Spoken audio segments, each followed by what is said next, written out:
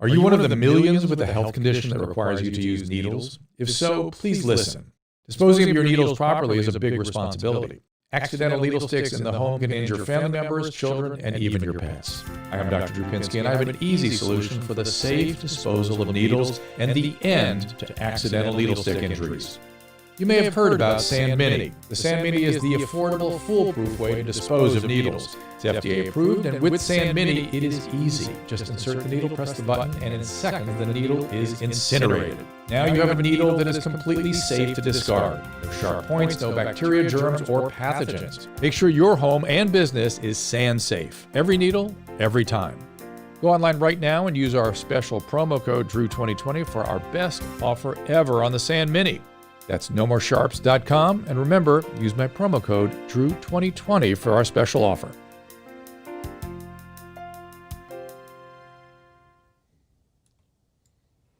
Hey everyone, it's a dose of Dr. Drew. Hey everybody, the echo go away, I hope. Thank you for notifying us about that. We can always rely on you guys to tell us That's when we're why I having play the ads first. technical issues. They're saying it's better. So hi Jeans, hi mommies, hi everybody. Can I talk about hypercapnia? Okay, hypercapnia means the accumulation of CO2 in your blood. It is unusual. It happens primarily with people with advanced lung disease, and it is not caused by a mask over your mouth. So put that aside as a cause of concern for wearing masks. All right, you guys, I got a lot to get into today. We're right now going to welcome the great Tyrus, as we always do on Wednesday. Let's bring Tyrus in here first. Oh, we got Leo Terrell on here as well. The one and only Leo Terrell. Now, Tyrus, I want you to know that I can't get my wife to do a stream unless she knows you're going to be on. Then it's like, oh no, we have to do Wednesdays because Tyrus is here on Wednesdays. So thank you for being a part of this, Tyrus, making sure we do our Wednesdays. She had a bad day yesterday. Oh, did I ever? You want to tell them about it? I have officially become an old woman because I was scammed on the phone yesterday. You got actively scammed. I got scammed. They had her running around the town getting money certificates. Let me explain how it happened because I'm very good at not doing this. I got a phone call. They said, listen, it's utilities. You owe the money, blah, blah, blah. And I had sent a check in this time because it's all my business is covered under my loan from the government. So I sent a check in, but then I noticed, I had a negative on the website and I had to pay the rest of the credit card. We're already lost, Susan. We're already lost. My utility bill was not paid normally. So the utility guy called. And it just so happened that he called up and said that they were going to turn off my power in 30 minutes if I didn't get the money to him, and they made me run out and get a money pack. Which should have been my red flag. I know what those. Oh my God! I got that same call. My utilities were going to be turned off. I just ignored it. Ignored it. But it just so happened she had this weird. But that's a cultural thing. That's a cultural thing right there. Oh, that's hilarious! Because Leo and I were thinking the same thing. 30 minutes. So I heard. Yeah. But you don't understand. I jumped in the car. I ran to the CVS because they sell them. She texted everyone in her family, if the power goes off, don't worry, I'm on it. I'm going to go get it. And she's running around town for these assholes. I had to take money out of the bank after I realized they wouldn't take a thing. And did you? They don't call. They don't call when they cut the power. They got me. I could have. Just so you know, in the future, I could have had they never call. They never call when they're going to cut the power off. They cut the power off to get your attention to pay the bill, and they turn it back on. You know what? They never warn you before. Why didn't you send me a letter? No one ever gets a warning call. Why didn't you send me a letter? Why am I doing? If you don't believe that white privilege exists, I want you to understand this is a glaring That's exactly what it was, because I knew. That's hilarious. They ain't gonna call. They don't call.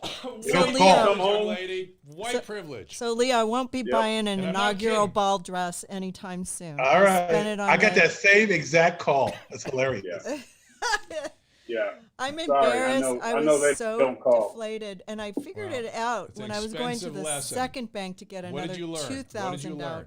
Oh my gosh! Don't, Leo, don't. It'll make me vomit right here.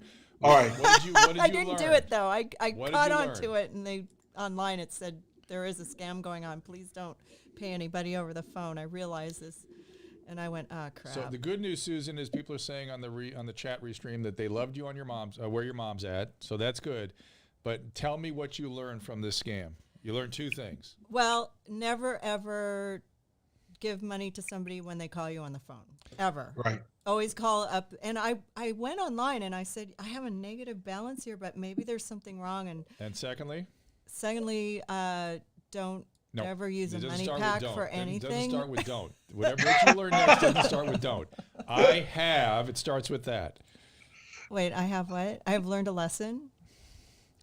I'm not kidding. You have white privilege, and this was a big example of it. If you experience I have something aged. like this, I'm an old This is lady when white now. privilege goes wrong. yeah, This is when and you should, white and if you privilege goes ever, wrong. I'm a big believer, Tyrus, in experiential learning, and Life this is lessons, I call it. yeah, this is I experience. didn't know you were that going to should call teach me her. out in the beginning of this show. I wouldn't have done Oh, this. she's all defensive about it. See how that Whenever works, any Tyrus? of my kids like climb on a table and I tell them to get down the first time because they're going to fall and they don't, then I just say life lesson coming up. That's right. You know, and when they That's right. fall and Experiential get the learning. little scrape on their I've elbow, in learned your from my case, cost you mistakes. 2 G's.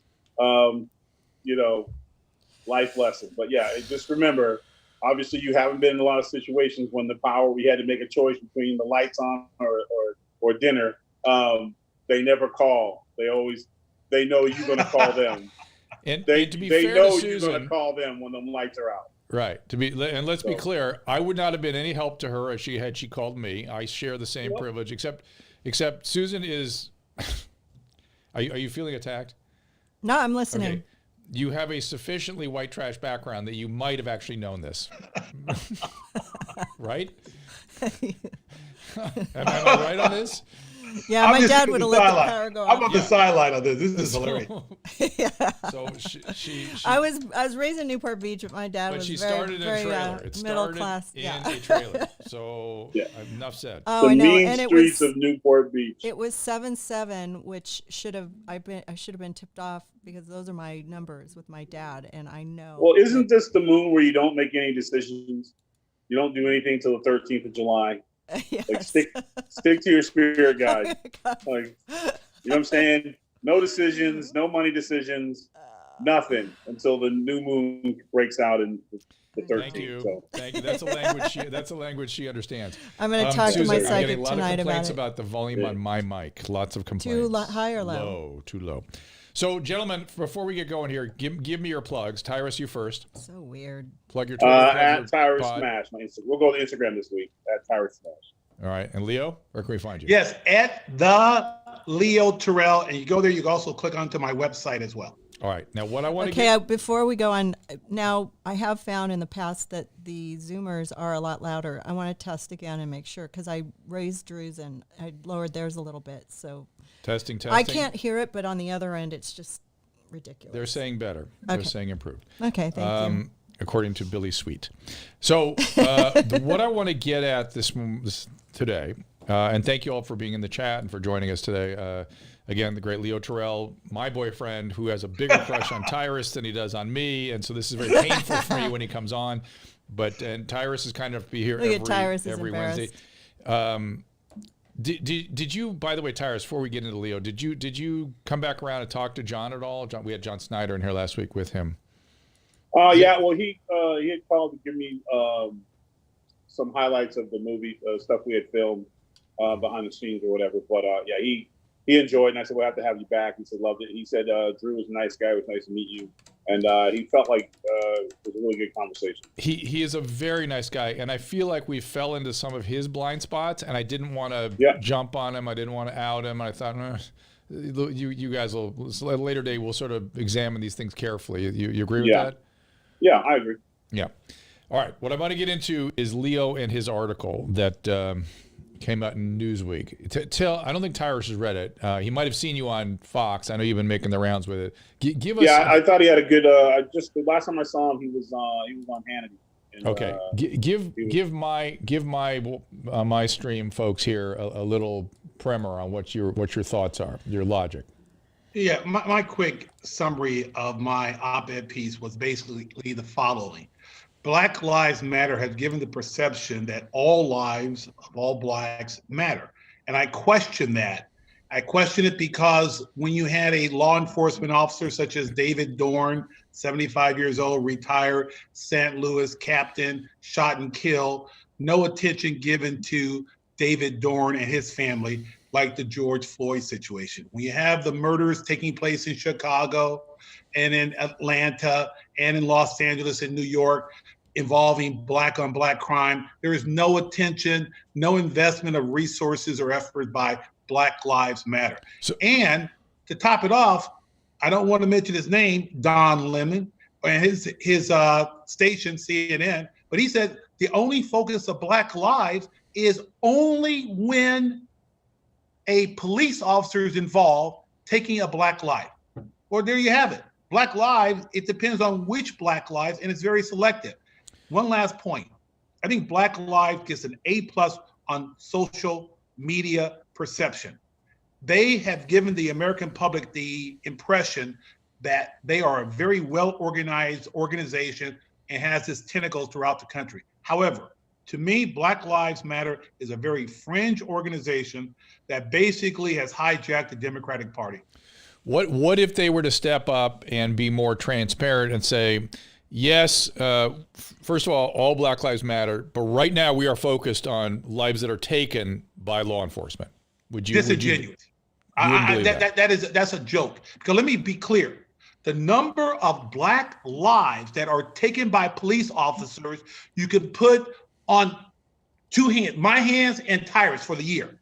There's police officers, by and large, by numbers, do not kill Black people. However, it's highly profiled when you have a George Floyd situation, and people then assume that this happens day in, day out.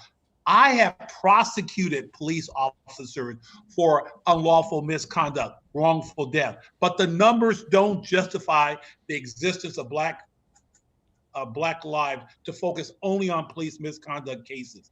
I will submit to you that it is a perception. And you couple Black lives motivation as a barrier in people of color communities, I find the whole organization a fraud. And now, Tyrus, I'm gonna let you respond to that, but I don't know if you saw Leo tangling with Cornel West when he called him bougie, right? Yeah, Brother West is, I would say bougie is a strong, I would not have thought him bougie, rough around the edges, but never bougie, but you know. Well, Leo will give you his thoughts. He's got a bunch of thoughts on that, but first I want you to respond. When my elders argue, I tend to just listen. Fair enough. I don't need to get involved in that. There's enough wisdom between the two of them to take me the next 40 years to figure it out. So I'll let the grown folks handle that argument.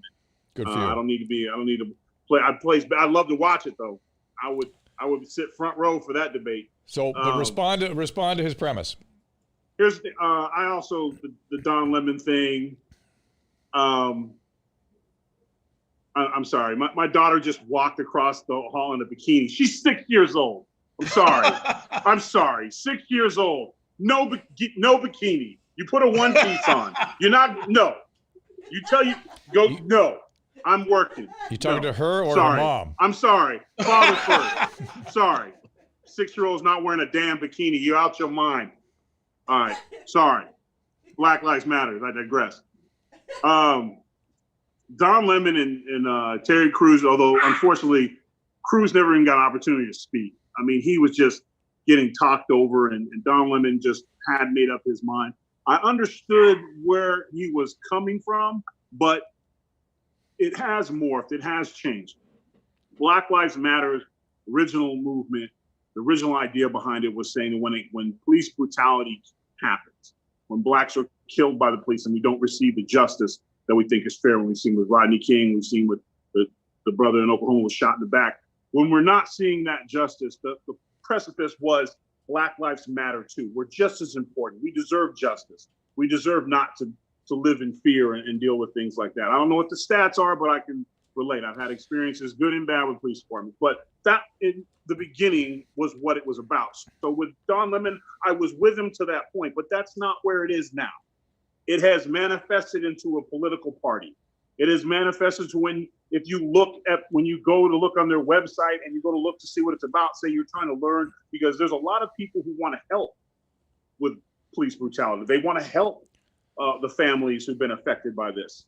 But now, if you are not part of our manifesto, if you don't believe in our political values, you are not welcome. Okay. The unaffected are affected now. I want to stop you. And that's where Don Lemon, because I hear three different threads here evolving, and you guys tell me if I'm hearing this accurately, and then I'll have Tyrus respond, then Leo respond. So one is that there is a reign of terror afoot where everyone's eating themselves, where there's just sort of everyone, you can't even tell what's going on. Everybody's getting canceled. That's it. No one's pure enough. Let's put it that way. Number two, that the slogan Black Lives Matter, I think all three of us would sign off on, period. But the organization, based on what's on the website, is what you guys are calling into question. Would that be accurate? Right. And that's where Don Lemon was saying that without actually, I don't think he went enough to say the other stuff is not necessary. But it's a political movement now. It's a party now. They want influence. The Black Lives Matter is talking about reparations. I have no issue with any of that. Me personally, I don't want reparations. I would rather see something to where if you are a descendant of a slave, you can get free education or something like that. Because I have my money. But that's neither here nor there. But what Terry Crews was talking about was about let's start looking at what we're doing to each other. Let's start looking at the violence. Let's make Black Lives Matter with the same energy and vigor that we're put into not just brothers who've been fallen by cops, but brothers who've been fallen by brothers, and etc. Let's just be better all the way around. And I don't see why there's an argument there. You can connect that a lot easier than you can connect political issues, apartheid, Marxism, attacking the family unit. That's a stretch. But saying that we all Black Lives Matters, regardless of who the trigger man is, I think you can connect that. But again, do you really want solution, or you just want a cool talking point and some ratings? So Leo, you can respond, but Susan, when Leo talks, when Leo's listening to Tyrus, I want you to put hearts coming off of his head, because I can tell I'm listening. He's very enamored by Tyrus. I am. That's true. You can read me very well. But look, other than the title, Black Lives Matter, and my belief that any person has the right to express an opinion, that's the only thing I have in agreement with Black Lives. Wait, say that again. Say that again. Other than the name Black Lives Matter and the slogan, the purpose of All Lives Matter, and their right to express their opinions, I have nothing in common with that organization. Zero. I don't identify with them for anything that they stand for. It's just outside my political zone and where I stand as a person and what I think is in the best interest. You know what's so amazing? When you have these Black Lives protests and marches in democratic cities, in cities where people of color are running the government, people of color running the police department, and they can't get it right. Minneapolis, Seattle, LA, and then get this, the Democratic Party shudders and says, oh yeah, we get it. My gosh, we'll do whatever you want. You will never please Black Lives Matter, period, because it is their nature to be counterproductive, counter sort of destructive. They're never going to be pleased. So my belief is that Black Lives Matter is a group that has the right to agitate and to submit positions that really cannot be obtainable. But that's what they're doing right now. Well, that's what I know you guys have read Hegel, the old historian, he was sort of philosopher of history, and he invented the phenomenology of antithesis, synthesis. And I'm wondering if the antithesis of these positions and the unrest is going to create a synthesis that could be better. I mean, obviously, we're not careful, we can make things worse, but there's a possibility of something good coming out of this. Tyrus, would you agree on that? Yeah, well, I think you have to be careful of what happened with George Floyd's murder. I think the shock and changed the country's perspective. I always talk about the unaffected were affected.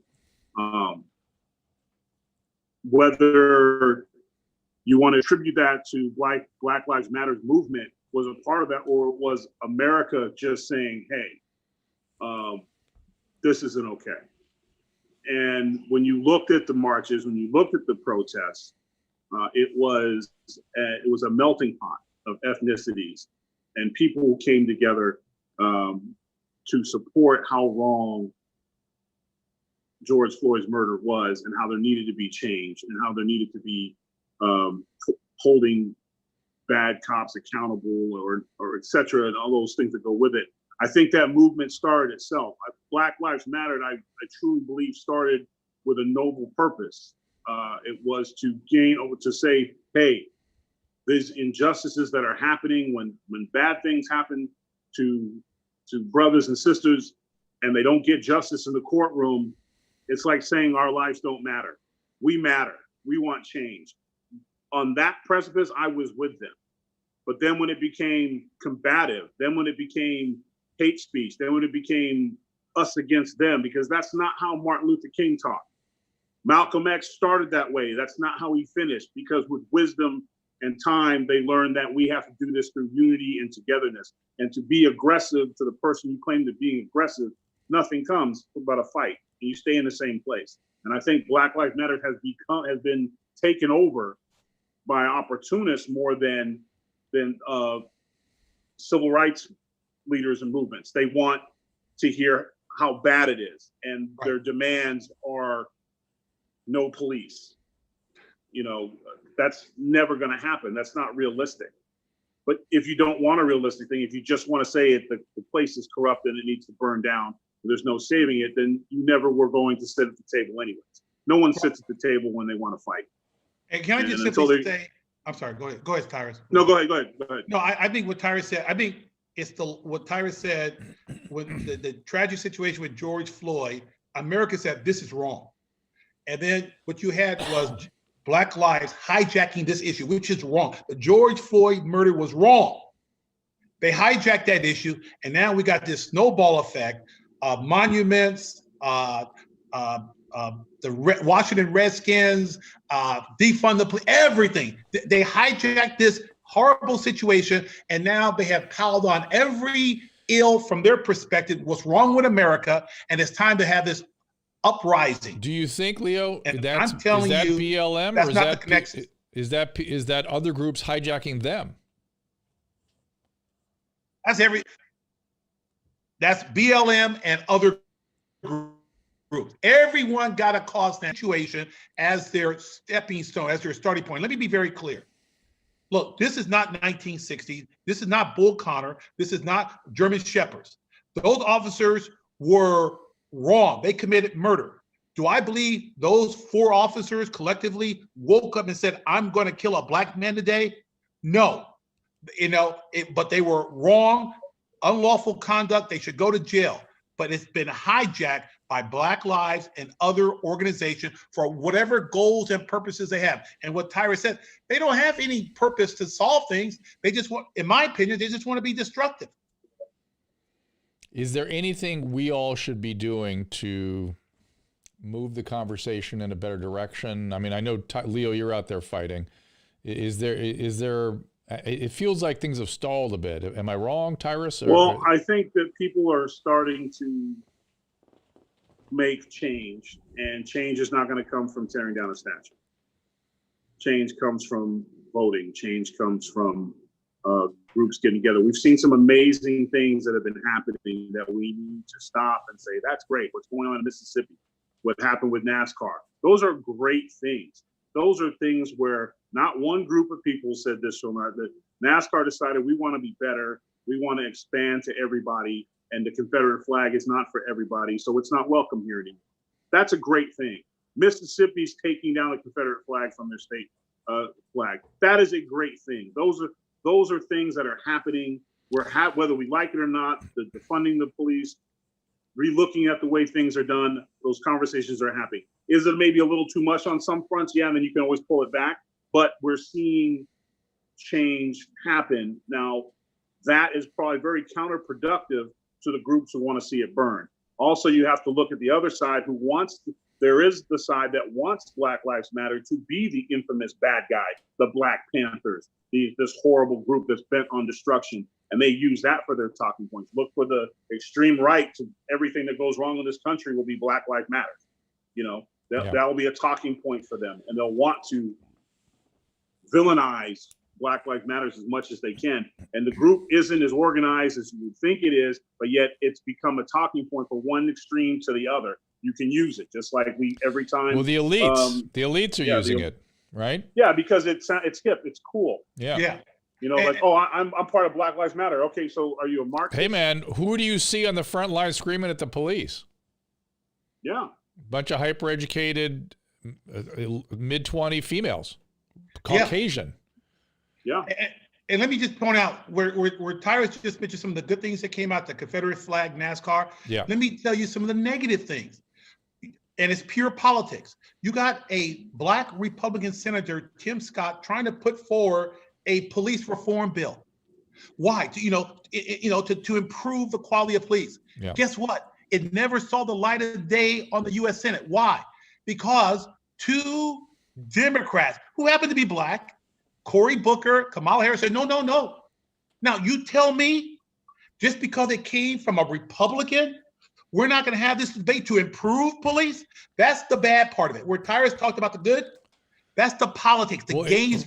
Right. I mean, is that trying to keep things off base until the presidential elections? Yeah, isn't that horrible? Yeah. Party over country. Yeah. Isn't that crazy? That's almost the new racism. Yeah. That's a great idea, but unfortunately, you're Republican. You're not allowed to sit at my table. Yeah, isn't that horrible? That makes me sick to my stomach. That's we see that every day, and I always go back to, when I think of who started this party, this game, I always think of Mitch McConnell when his little dinner party, when he decided that he was going to make President Barack Obama a one-term president. Didn't care what he was going to do. Yeah. He's not working with him. And that snowballed into what we have now, where the Democratic Party is like, we lost our Supreme Court pick, so you're going to lose your president. And anything that you got coming out of the ground that we can stop, we're going to stop. We're going to drag this out. Who does it hurt? Gives them front lines, but it hurts us, the people. Yeah. Yep. And that's why I always say, if we have term limits, the word I want to use, I'm not going to use it, MF, they wouldn't have time for this. They wouldn't have time for this. They wouldn't have time for showboating, because they wouldn't be career politicians. They would only have 10 years or 8 years to do their part and move on. So, you shouldn't get rich working in the Senate. The next thing you guys brought up was the reign of terror, which I call it, which is that you're not pure enough, and the cancel culture. I mean, that's really what we're all stuck in. But before I get to that, though, Tyrus, you mentioned that voting is where real change comes from. So my man Kanye today said he's going to base his government on Wakandas. The Marvel movie. Awesome. Do you know that Wakanda was pretty much President Trump's entire agenda? They built a wall. They wouldn't let immigrants in. Wakanda first. They invested in the military. They invested in nothing but the military. Right. They had an unbelievable wall. And even if you were dying outside their walls, you're not one of us. You're not welcome. So, okay, bruh. Listen. But hey, I like that he's in. Good for him. Oh, come on. Good for him. Come on. Kanye take him West, seriously or not, good for him. For what? Chris Thompson. I was just thinking about him today. Power forward. Odom. Lamar Odom. Yeah. What the hell is happening to brothers who get in that family? Like, they just lose their damn mind. Like, what is going on? Like, no, Tyrus. What, I made it up? Chris Humphreys. Any male. Chris Humphreys. Any male, guys. Has anyone seen Chris Humphreys? No, he's gone. I haven't seen Chris Humphreys. No, all the men. Where's Chris? Do we know he's okay? Chris, if you're out there, if you could tweet us, let us know you're okay. No, they immediately spiral with alcohol and drugs. I mean, they're any males. You're a doctor. I'm not making this up. Just look at the data. He owns. I'm sorry. Breaking news. What is it, sweetheart? He's a franchisee now. Chris Humphries is fine. Thank you, ladies and gentlemen. My beautiful wife. One made it out. One made it. Yeah. Yeah, but I'm just saying, like, Kanye is running for president. Well, I'll tell you why I like it. Here's why why not? I like it. Why? Because what's his end game? Because everything's on the table now. I think I really believe that these extremes, are somehow this is going to loosen people up in a way that they'll be thinking outside the box. They'll be motivated to get engaged with politics. I said the same thing when Sarah Palin, ran for governor. I'm like, I like the idea that somebody's sitting at the boards at a hockey game and goes, I could do a better job at this state, and then does it. That kind of thing I admire. That's all. I just think, and I think it loosens things somehow and makes the conversations a little more. I don't know. Free speech if he gets enough of the percentages to actually be in debates, great. But realistically, he's got a really tough. He got a tough battle ahead of him. Bloomberg spent $700 million, didn't get him a delegate, maybe 2 or 3. Yeah. And so this is just to me a publicity stunt. Wouldn't you like Bloomberg back in this race? Pardon? I'll tell you right now, the Democrats are offering a guy who really has some major issues. Period. Yeah. Period. Well, in all fairness, Biden literally can just sit back in the basement right now and watch President Trump explode and self-destruct. I agree with that. Just self-destruct. I mean, it's the last couple of weeks. I don't know who was advising him. I don't know who's putting some of the stuff that he's putting out there. It's shocking. Like you're giving it away. Like you are literally backing yourself in a corner. I think he's doing what he did before, but the ground has shifted over him. The world has changed. Well, he was at the MTV Awards saying that he was going to run for president. Oh no, I'm not talking about Kanye. I'm talking about Trump. I think the one thing that Trump cannot address and handle is that we're in a pandemic, and I think if he loses, it's going to be because of the way he handled this crisis. He just. To me, has made he started out. I mean, he had a moment when he was doing what I thought was a very presidential and really good job. He was letting the doctors talk. He was letting the CDC. They had the daily meetings, and he was giving the press conferences, and he was like, "We're going to do with this, and this," and then all of a sudden, it just kind of changed. I agree with you overnight, and now it's just insanity. I can't even describe it. You're now it's going to just go away magically. It's really a gamble that I don't think is worth taking. He puts the mask on. He changes the conversation. He's got nothing to talk immediately. about. If he put a mask on right now, he goes up 4 or 5 points immediately. You're absolutely right, Tyrus. I'm mortified that he doesn't wear the mask. I'm mortified by that, and he has events where people are discouraged from wearing the mask, which is I'm mortified by all that. But it's a simple fix, and if he doesn't fix it, Joe Biden, without saying a word, will walk away with this thing. Because and the Democratic administration will be run by surrogates because period. Yeah. They'll be run by surrogates. Yeah, that's kind of what they want, right? That's what the Democrats want. Yeah, because they're hoping. But if Joe Biden decides that, hey, I'm president, now I'm going to do it my way, they're going to have another problem. I don't know. Let me just say though, Biden and Barack Obama are more like Republicans now with their administration than they're anywhere near the new Democratic Party. Not even close. So I personally am sort of I'm not a federalist in the sense of how federalism works today. And the fact that we look to the federal government for everything, I find disturbing. And particularly this outbreak is highly dependent on local epidemiology. I mean, trying to have a federal government policy for New York City and Ketchum, Idaho, what? Impossible. Well, I think. Let me just simply say this. I think the federal government sets a tone. They set a standard, and they allow the states, and we don't have that. That's right. So the mask, great. The mask, good.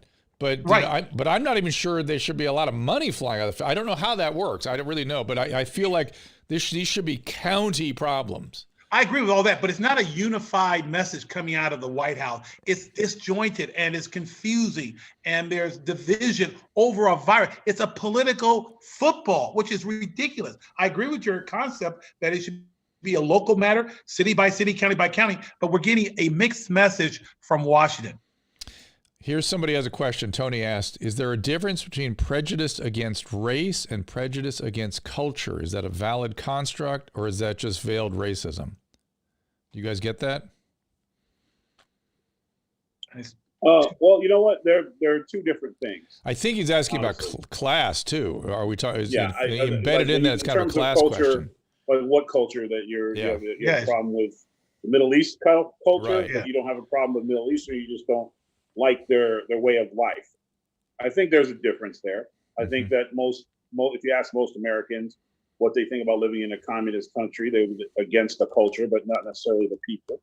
I think it's a construct. You can have one or the other, but at the same time, I always say, when you say you don't like something, I always ask, well, how much do you know about it? Right. Well, that's a really important question, because everyone all the research has shown when there is explicit biases, particularly of any type, contact is the treatment. You don't like it, research it, then see what you think afterwards. Right. So I have another question, Leo, for you, which is that in Los Angeles, locally here, African Americans, you don't know this because the press I've mentioned it several times. I even mentioned it to, what's the congresswoman here? That's Karen Bass? Karen Bass. Yeah, I brought it up to her and she was like, no, it's impossible. And I looked it up again today, and it's factual that the African American population in Southern California is not getting hit by COVID. The Hispanic population is getting slammed, but African Americans are not. And I asked her this question. I said, we should look at why that is and take a victory lap and find out what it is that's different here than New York City, where it was ridiculous. African American bore the brunt of it. What are we doing different here? Are we giving services? I mean, what is it? And no one will deal with it. Do you have an opinion, Leo? I'm glad to hear that the numbers in Los Angeles are low. I don't have a reason as to why they're low, but I'm surprised if Karen, if you presented that to Congresswoman Bass and she denies it, I don't know why she would deny it unless it doesn't fit her narrative. Well, it didn't fit her narrative, and she didn't have the data. No one had given her the data. Right there. And I tried to give her the data, and it made me feel insecure. I was like, well, maybe I'm wrong. The data, as I understand it, I will submit to you, Mr. Terrell. I will submit to you that that's my line. I love that line. The fair-minded civil rights attorney, Leo Terrell, I will submit to him that I believe this is the correct number, is that the African-American population is 7% of Los Angeles and 9% of the COVID cases.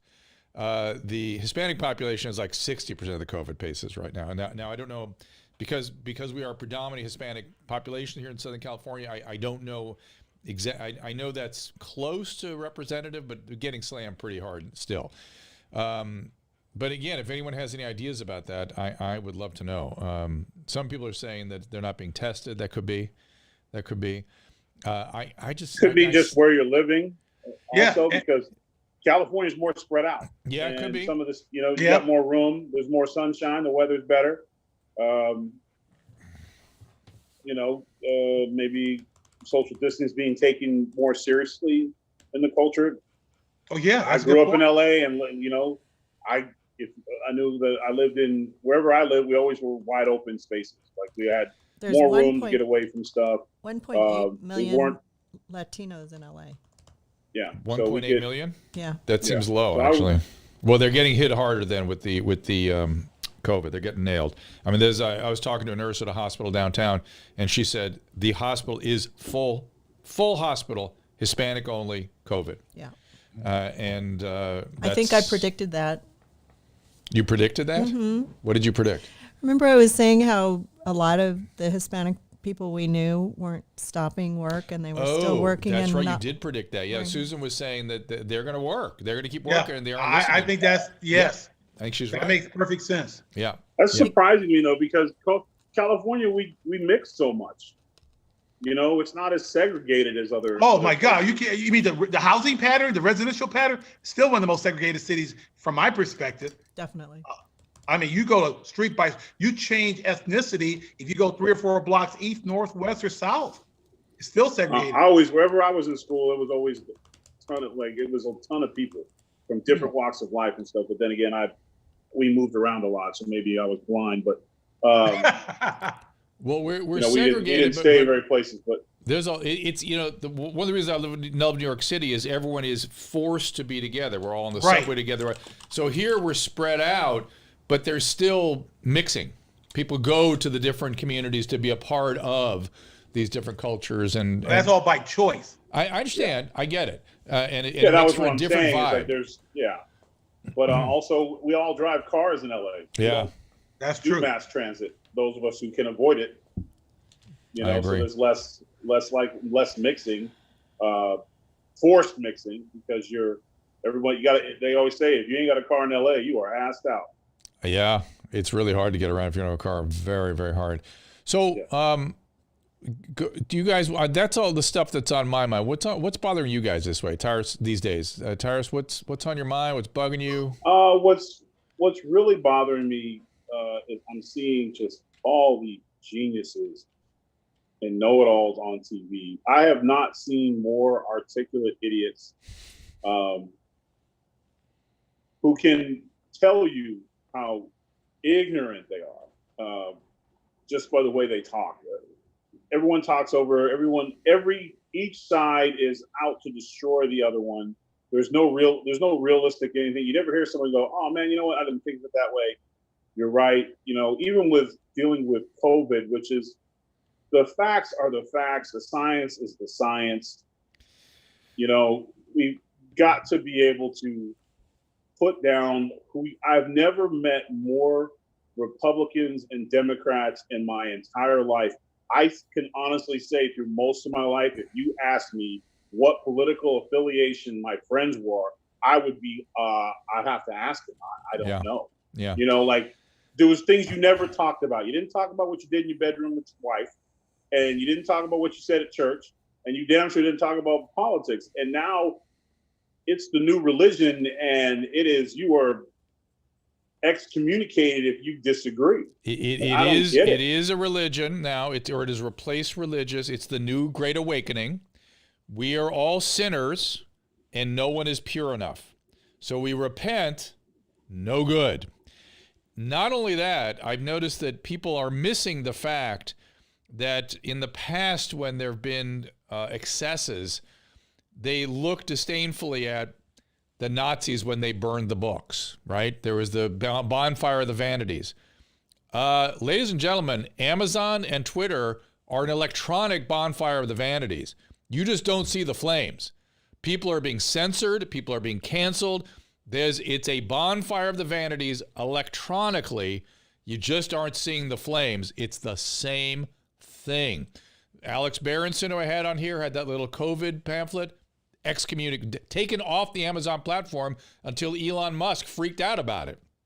So be very wary. Do not think we're so special right now. Be careful of our excesses. That's all I'm saying. Be really careful of the excesses, because we can get into trouble just like other periods of history have gotten into trouble if we don't step up and protect our free speech and stop the penitence that must be paid to everybody who's a sinner, because nobody's pure enough. We're all sinners. None of us are pure enough. Leo, you agree? I agree 100%. And my new best friend, Tyrus, when he said, I'm just the arguments on these networks. When I'm trying to just get some information, I'm not looking for an echo chamber, and there must be a condition. I think these producers control what comes out, but there's almost like a prerequisite. You have to take this position, or you're not going to come on this network. You have to take this position, and we're talking about scholars, lawyers, and they're just saying things that I'm sitting here saying, do you really believe that, or are they under such a restrictive set of rules where they have to articulate this position? It's so ludicrous to me, and that's what's been going on, and it's really upsetting. A person who wants to be informed, I can't get it. Well, here's where I get upset. And this is why I was pushing back so hard back when this pandemic broke, is that we have journalists and talk show hosts and editorial staff at the New York Times practicing medicine. Practicing medicine. Non-pharmacological intervention is part of the practice of medicine. And you people should not be in the conversation. You should be reporting what the medical community is doing about it. Yes. Somebody pointed out to me the other day, they went, and that's why I kept saying, shut up, shut up. You shouldn't be reporting with words like grim and staggering and catastrophic. And I mean, for God's sakes, it is a medical problem. Now, I agree that, of course, there were political consequences and stuff like that, but it should not have spiraled and continue to spiral where you cannot tell what people are reporting about. Yesterday, I do a Fox 11 show every night, and they were running the story about how the hospitals are overwhelmed by COVID in Riverside County. I said, let's go on the county website and see. Oh, their hospital census, COVID, 13% of beds. 13% of beds. That's a fact. Now, they were at 95% capacity because here's the story. Ask a physician. The story is people had not been getting medical care for the last 4 months. Right. And now they're coming in and it's overwhelming the hospital. That is not a COVID surge. That's the consequence of the non-pharmacological interventions that our government took, hopefully with consultation with my peers, which generally I think what happened. But the fact of the New York Times editorial staff saying we demand a lockdown of the country, that is insanity of a type that when we look back on this, history will not be very kind to it, is my prediction. I agree. So it's really, we're still usurping the practice of medicine. Doctors can have opinions. They can disagree. They can reach a consensus. I mean, just look at what we did with hydroxychloroquine.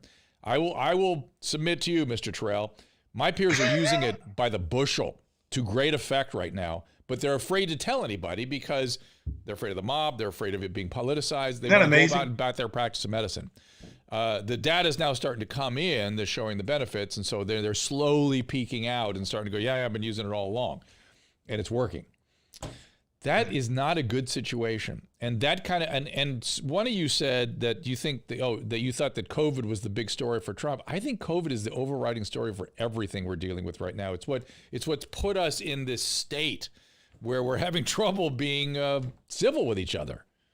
And I remember the last time the three of us were on and you asked me what was going to happen this year. I forgot the question, but I said, I can't wait until it's January 2021 when we look back at this whole year. Because this is in my lifetime, this is the most unusual year and we're not even finished. It's still crazy. And it will have an impact on, Tyrus, your kids. Your kids are the one absorbing this stuff. Believe me, I remember what it was like. Well, my kids are going to have an impact and be absorbing. They come walking in this kitchen again with a bikini on. I can guarantee you that. But I remember I was 10 years old in 1968, and I remember 1968, and it affected me. It scared me. You know, we worried about it. And your kids are percolating with this information, and you may not be aware of it.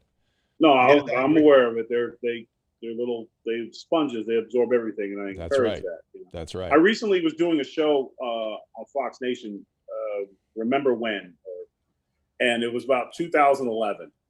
And one of the years, the fun year was 1974. That was a blast.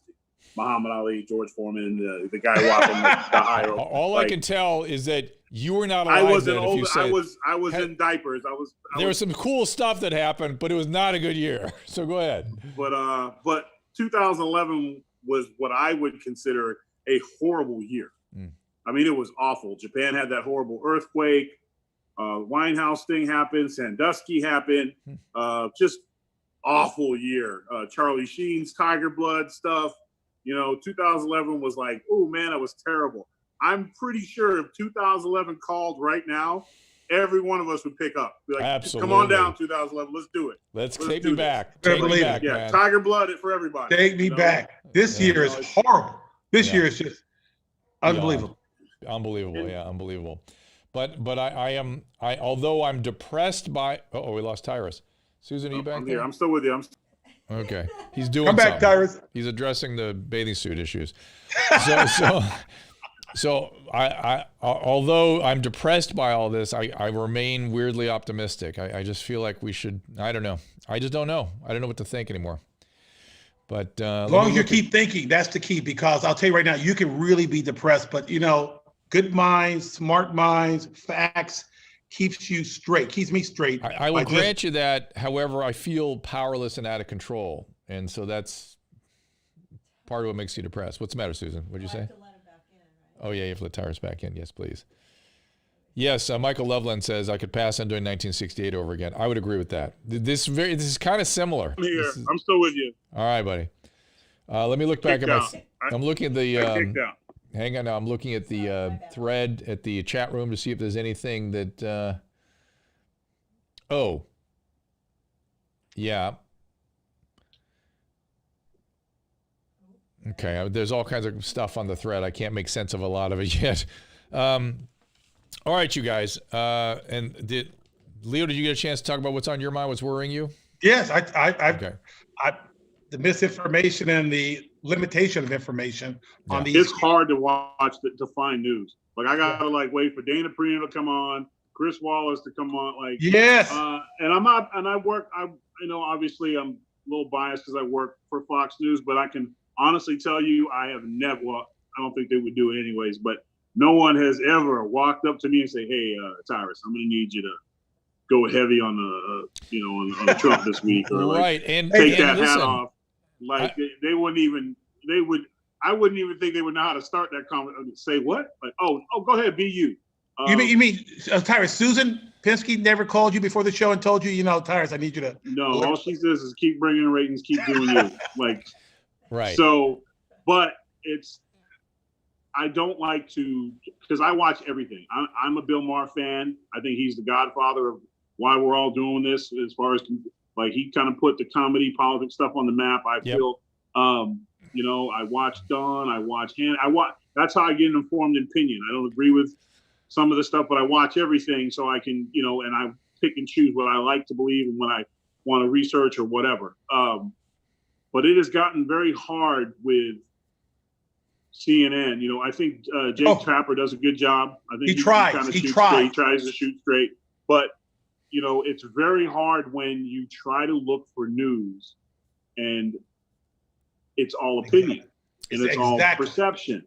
And it didn't used to be that way. No. Actually, there was a part of the news called the editorial where a guy would come on and give his opinion of something. And while he was talking, this is his opinion. This does not reflect the views of Channel 5, KTLA, Channel 5. That's right. You knew that this guy was just telling you what he thought. Right. What his life experience led him to believe to this point. Now it is, this is what I think, and it is the Lord. And if anyone disagrees with me, we're not only going to get you out of there, we're going to take your job too. It's just, how did we let this happen? I don't know. Well, Fox News Sunday, Chris Wallace. Only show I love. I think the business model has changed. And to be fair, Fox News changed it first. Tell us straight. Now, I remember I was on CNN HLM for 6 years, and no one ever told me what to say. But you did have a sense of what the culture was. And it's clear that the culture has changed a lot over there since I was there. Dramatic. When I have gone on Fox, I went on because I was bent about the homeless problem. I was looking for a news outlet, and they let me come on and say anything. So I'm on. I have that's what I'm looking for. If CNN wants me back, I'll be back. If MSNBC wants me, I'm in. But what's weird you're not going to change your message, though. And that's the don't change the message. Well, I won't. But also we not to cut you guys off. We also have to take a moment to recognize those who will say anything. Yes. To go on be TV. On TV. Yeah. Will say anything, and I'm gonna take a perfect example. I have a huge issue with the president's press secretary. Literally, I don't think she does him any justice because she has a track record of will say whatever side who is paying her, she will then say it. There was a time when she attacked President Trump on CNN constantly. He was all these horrible things. Now she's people that do that flip-flop stuff for a check. There is a lot of that on there. Like, if you put me on CNN, I'm this way, and if I'm on Fox, I'm this way, and if I'm on MSNBC, like, there's a lot of that. There's, I don't know what the word is, but it's it's just, it's entertainment, I guess. You know, just whatever they think's going to put money in your pocket. I used to use Kaylee a lot on my HLN program. Not a lot, but have her not infrequently on. And I will tell you, she was very conservative and she was very smart. So those are givens about her. That I can tell you for sure. I'm not questioning that. I'm just questioning the messaging. Yeah. Because it's very easy for the other side to just run her stuff after she speaks for him, and it hurts his message because President Trump has an issue or perception that he's not shooting straight anyways with the other side. He's always lying. And so then you have someone who has a reputation for the same thing. It kind of clouds it sometimes. I think Tyrus, your boyfriend's going to take issue with something. Well, no. I agree with it. No, my love affair with Tyrus, I agree with everything he just said. I'm just questioning how people perceive me. People think I've changed.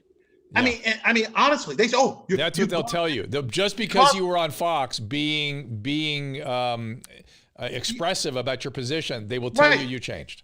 But opposing defunding the police that's not a Republican or I'll never support that Democratic issue. I mean, or how about this? When Joe Biden says, "If you don't vote Democrat, you ain't black." Come on.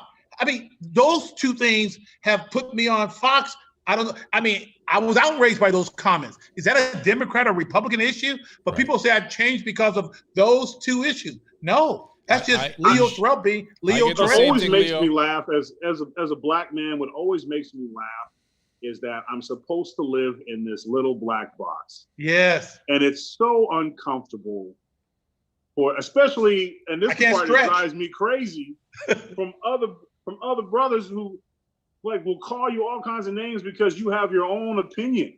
Which is the whole point of being a free black man is our ancestors went being told what to do, what time to be somewhere. I'll support who I want. I'll do what I want. I'll dress how I want. And it ain't nobody's damn business. And my black card is not getting taken away from me because I'm a damn Republican and defend the Constitution. If you have a problem with that, kiss my entire yellow ass, bro. Like, it's just out your mind that people will attack because that's all they got on you. Because if I was going to argue with you, I know your intellect. I'd go about your height.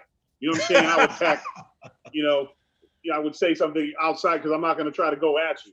So you always see that where there's a difference between speaking your mind and selling out your people. There is a difference. There is a big difference. The fact that we're all Democrats is a joke because it's if a brother chooses to be a Democrat because it fits his belief system and how he pays his taxes, I have no problem with that. I have no issue. Here. And all I care about is your character. I switch my party all the time, and I went so much so I can't remember which one I was signed up for right now. And so I went on the California website, and I'm registered as an independent, and I thought, that's about right now. I can't sign up for anybody. Yeah. Huh, Tyrus? That's a good move, independent, because you're an independent thinker. Yeah, because I see both sides, and I see the problems with both sides, and I see the issues that both sides are complaining about. So I thought, I better stay right in the middle. Hey, somebody's asking, there's some fun questions up here. Tyrus, how did you meet Gutfeld? Oh, man, it's the old catfish story. We met on the internet. You catfished him? No, I thought he was catfishing me. Oh. He messaged me on the internet, said about some stuff I said that was pretty funny. I'm interested in doing a show, and I thought it was some weird little white guy trying to get a big wrestler to come to his house and beat him up or something. So, some weird dudes out there. I know. But, that's funny. And especially in wrestling, you get some weirdos that hit you up. Yeah. But we did the show that one time. We just hit it off, and during the commercial break, he said, "Hey, if you were in New York, man, I'd make you my co-host, man. I feel there's something.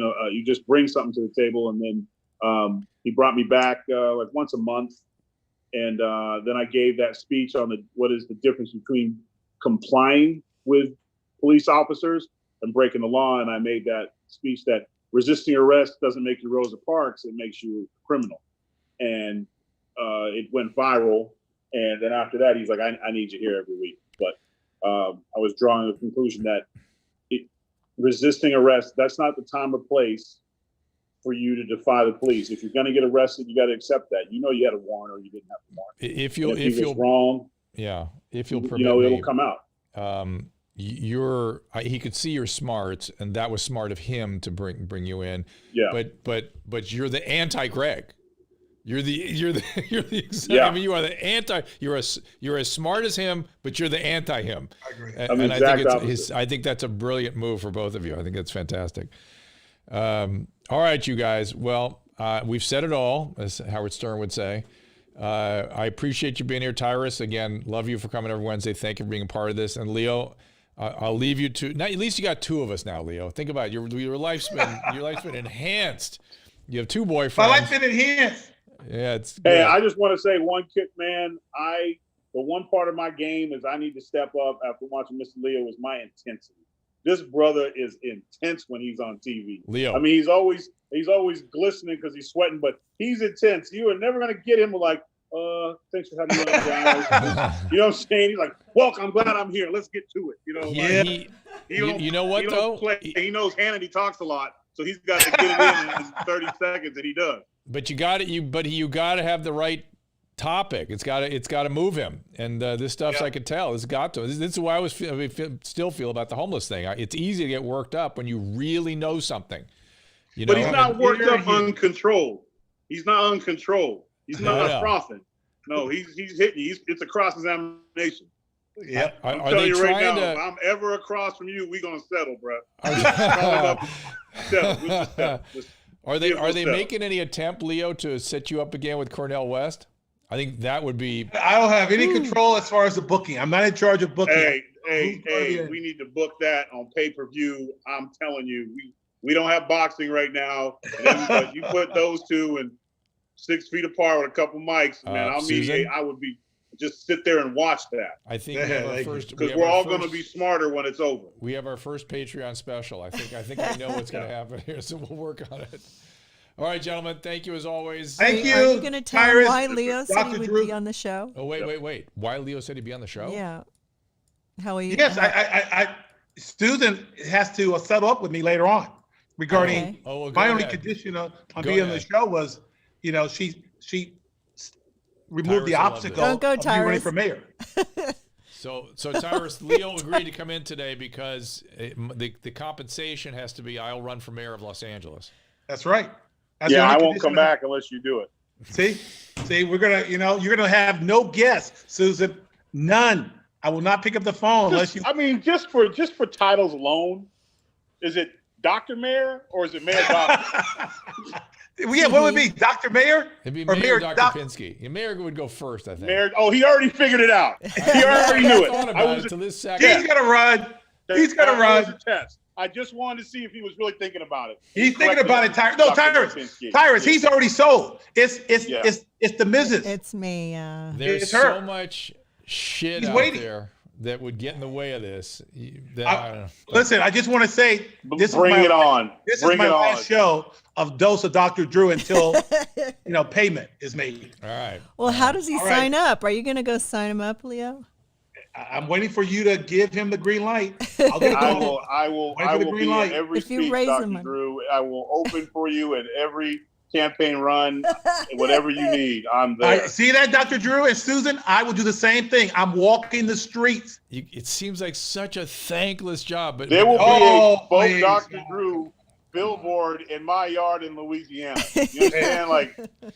I'm there. The one thing the last time, Leo, you and I talked about it, though, I thought to myself, my God, that may be the only way this homeless thing gets dealt with. Yeah, it is. Yeah, as if I really get in there, and because I know what to do. I know what to do. We stop calling it homelessness. We start calling this what it is, an open air asylum. I think it's sheer ignorance on your part, and you're one of the most brilliant men I've ever met, not to do something. All right. Well, he's the smartest man I ever met.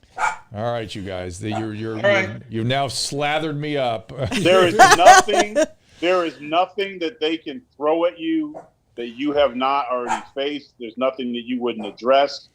I'm telling you. You have been helping people for as long as I've been watching TV. And the fact that I think it's just, you've done it all in this forum. really, honestly, there's nothing left for you to do on Nothing TV. left. Move on. But it is time for you to make real change. And That's I right. definitely I think. heard Mrs. Pinsky just went, oh. I know, huh?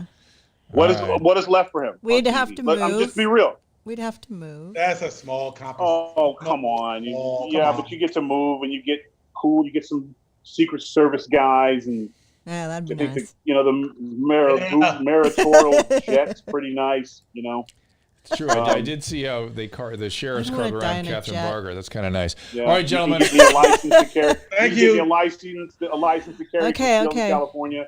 Be real excited about that. All right. Yeah. And Drew can go over today because my psychic just failed. Well, Well, I got to go. All right, we got to go too. All right, man. Thank you guys. Thank I won't you. be able to Always. talk Thank to you, dead Tyrus. people All right, anymore. Dr. Mayor Pinsky. Cheers. Bye, everybody. Thanks for being here. God bless Bye-bye. you. All right.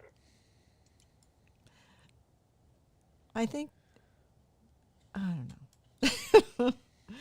So anyways, you can go longer because Colby Oh, we're still on here? can't make it. Um, Yeah, we're still on here. You're still on. live. Tom Cigars, if you go to Dr. After Dark, Christina P. and I are on there all the time. You can see me and Christina P. To have her come over here, which we did once with Leanne Kreischer, not necessary. Not necessary because we're with her all the time. Yeah, Andrew. Andrew sums it all up. He says the following on the thread here. Dr. Drew, what the fuck on the University of Washington graphs? It's exactly what I thought. What happened? Andrew, because they're lost. They The stopped. graphs are they can't even be they're not interpretable. So I think they're lost right now. I think the next set of graphs will tell us something.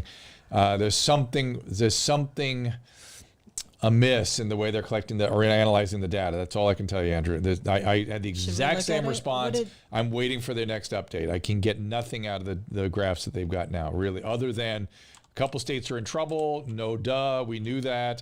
Hospitalizations are going up. Yep, most places.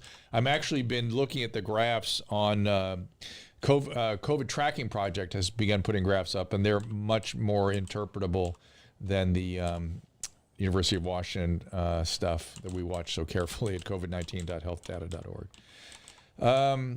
Anything it about ivermectin? Nothing new on that I'm aware of. What is it Anything new that's- out of Oxford? They've got, I think you're talking about the vaccine coming out, they're coming fast. They're coming fast and furious. By the way, I would like to talk to Rob Henderson again too, Susan, from Oxford. Speaking, I think he's at Cambridge actually. Oh, really? He'd love he's it to be back. He's been tweeting a lot and some interesting stuff. He's sort of helping interpret how everybody's behaving here these days in the setting of all this Okay. COVID He stuff. would love it. He'd I be just good. got the other guy, Scott Jensen, for tomorrow. And then Scott, for tomorrow? Mm-hmm. Okay, so tomorrow I'm going to talk to a doctor that got reported for having an opinion. And he's a state senator, or was a state senator on top of that. I just want him, he seems like a great guy, and I can tell when physicians are skilled. I can tell when their judgment is keen. He seems like one of those guys. And so we'll get him in here. His name is Scott Jensen, and he seems like an interesting and good guy, and has gotten stuck in a big mess. And how about the $500 million to Regeneron for therapeutics? Yeah, the money that's flying around, I'm having trouble understanding fully. Is Particularly, it this guy? Yeah, that's Scott Jensen. Yeah, that's He's him. a doctor and a senator? He's a Minnesota state senator, and I think he's just presently practicing family practice. He reminds me of my dad a lot, Really? even though he's about the same age as I am. Well, I texted him while you guys were talking, and he said yes. He DM'd me and said he's up for it, so that's good. All right, so let's leave it at that. I'm kind of burned out. Hope you're all okay. I'm vaccine by December, GSR Savage. I think so, maybe by November, but certainly by January. I would say yes. And carpal tunnel in my thumb and fingers, but they're about to explode from ibuprofen. I don't know what you're talking about. Oh, cream. Done 9977. If you have bad carpal tunnel, you should have surgery. If you've tried everything, if you've tried the wrist splints, you've tried vitamin B6 and other things, do get the surgery for that. It's done with a scope. It's no big deal. Get it done. Can you answer George Clark? He gave us $5 on Super Chat. Okay, just a second. Jason's talking about the quercetin and zinc combo. I'm taking that now. As well. What was the question? It says, I'm on Dr. Agus's chat Agus, thread. He published information to get on a phase 3 trial for the Moderna Oh, vaccine. fantastic. Please send me more.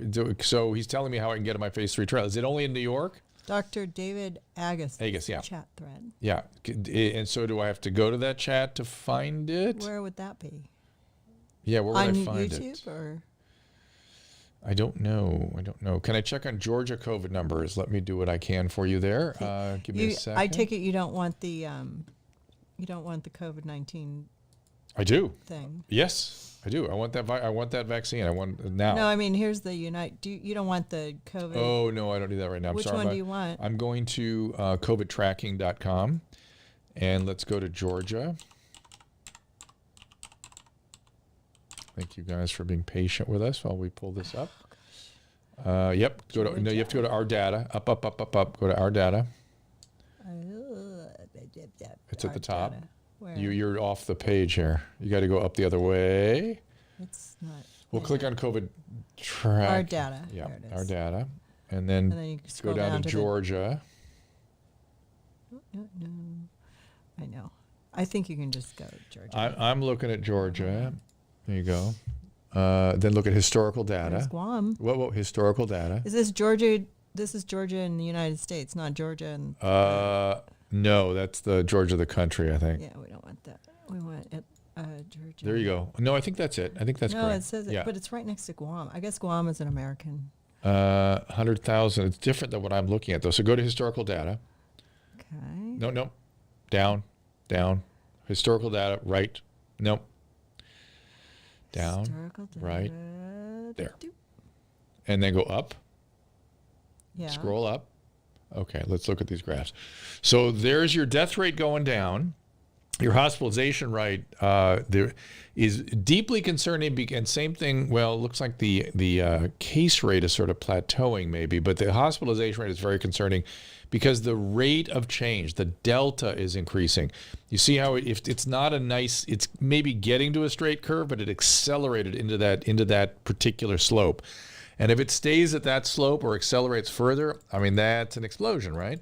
And so the only thing that mitigates that is if you look at new cases, which is the red one, Susan, go back to that. Up. Hold on. Scroll up a little bit. You see the cases may be plateauing. Maybe it's going to just stay at that little peak rate for a little while. But as things get at these higher rates, there's more opportunity for transmission, right? More people have it, more transmission. And that's how we get into real trouble. The only good news in the data we're looking at here is that death rate is declining rather suddenly. However, given that the acceleration really came into July 1st, you're not going to see any reflection of the accelerated cases until about July 14th. So we'll see if that declining death rate holds. So that's the concern with Georgia. Michelle, opening up too soon. It would have happened anyway, as far as I can tell, because here in California, we just ended up with a steady state, and then we opened up, it went up. Now, whether or not the demonstrations kicked it into a higher gear, probably. So what? I mean, then let's just manage it. Let's just deal with it. What is the definition of a hospitalization? That somebody who came in and it filled a hospital bed. California, Arizona. Susan, go to Arizona. Let's look at that. Same procedure, and then we're going to go. Yeah, Colby's getting don't worry about me. I'm just going to. What are we looking for? California and Arizona. Well, here's Arizona. It's not up there. I know. Okay, go to historical data. Down. Where was that? Right. Up. Here. There. And go up to the graphs. Wow, this is Down to the something. graphs. We Okay. really have to be good at this. So, yeah, Arizona is, similar to Georgia, except you've got an increasing death rate, right? And the rate of increase is There's not a quite lot as of people, steep older people in in the Arizona. hospitalization. Yeah, but I still think if we looked at the data, it's primarily younger people that are getting this thing now. We're into that stage on this thing. So go to California. Yeah, CJ, Dion Joseph, I would love to talk to him here. I'm trying to get him on the show. He is an amazing human being. He's been walking the beat at Skid Row forever, for like 30 years, and he knows what's up there.